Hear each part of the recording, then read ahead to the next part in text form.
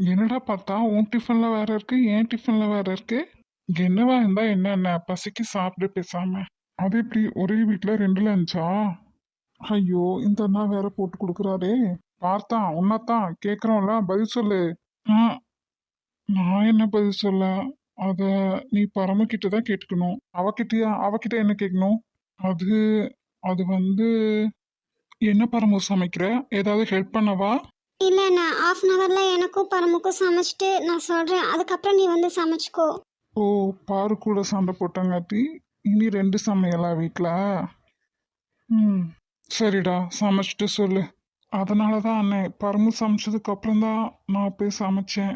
இவளை இப்படியே விட்டாலாம் சரிப்பட மாட்டா. நான் அவகிட்ட பேசிக்கிறேன். வேண்டாம் அண்ணே, ஏற்கனவே நைட்டெல்லாம் பாரு அழுதுட்டே இருந்தா. அதனால தான் நானே சமைக்கலான்னு போனேன். ஆனாலும் உங்க பெரிய தங்கச்சி பண்றதெல்லாம் கொஞ்சமும் சரியில்லை. அண்ணே,